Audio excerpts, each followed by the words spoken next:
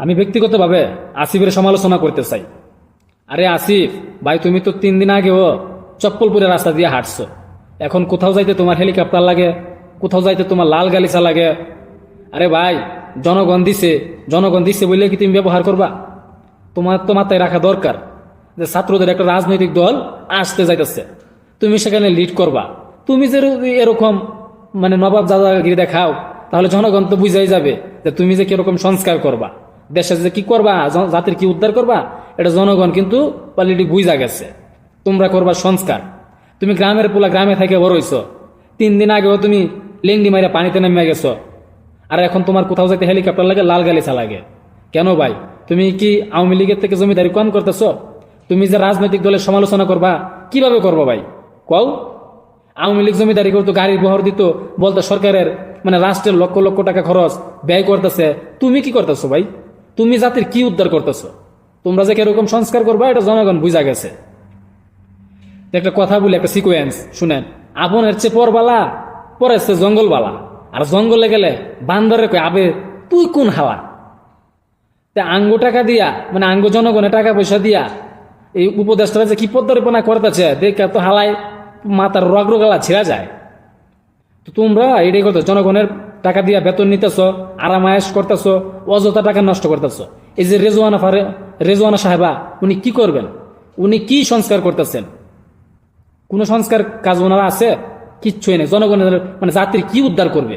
তিনি আবার গেছে কোথায়? এই স্ক্যাভেডারে উঠতে। আচ্ছা, স্ক্যাভেডারে উনি কি করবে? উনি কি ময়লা পরিষ্কার করবে না স্ক্যাভেডার চালাবে? উনি স্ক্যাভেডারে গেছে। তো ঘটনাটা কোথায় ঘটছে সেখানে যাই দেখেন।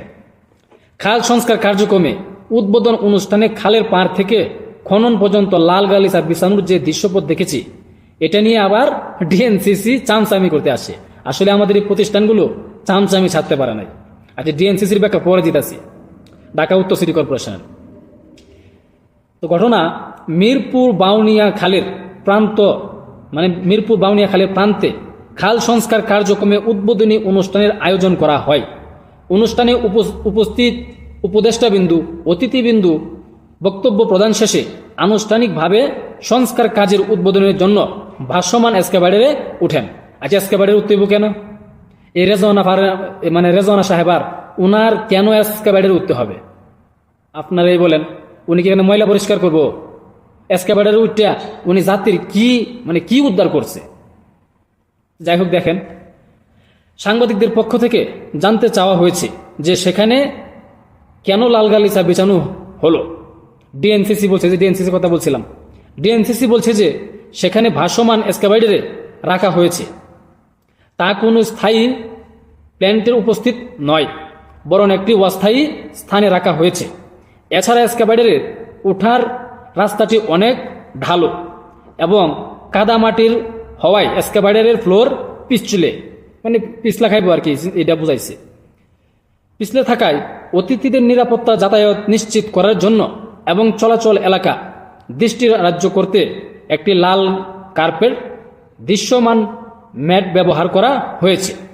তো ভাই, এই জায়গাতে তো আপনারা লাল কার্পেট ব্যবহার না কইরা সেলার বস্তা ব্যবহার করতে পারতেন। আমরা তো আওয়ামী লীগ সরকারের আমলে ডিএনসিসি চেয়ারম্যান দেখতাম যাইতো, কিন্তু যাওয়ার পর কাদামাটির কাছে গিয়ে হয়তো টানাটানি করতো, আর ব্যারাজটার সময় তো পানিতেই নেমে যাইতো। তা আপনারা তো আওয়ামী লীগের চেয়ে কম করেন নাই, আপনারা আওয়ামী লীগের চেয়ে বেশি করতেছেন। আপনারা যে দেশের কি সংস্কার করবেন এটা জনগণ বুঝা গেছে। কারণ 6 মাসে কি সংস্কার করছেন? দেশে তো হোগামারা সারিয়ে দিচ্ছেন। আমি বললেই তো ভালো না, সরকারের সমালোচনা করি। তো যাই হোক, দেখা যাক আপনারা কি করেন আর কি সংস্কার করেন। সংস্কার যে কি করবেন এটা জনগণ বুঝা গেছে। দেখি কতটুকু সংস্কার করতে পারেন। আসিফ ভাই, ভালো থাকেন। আসসালামু আলাইকুম।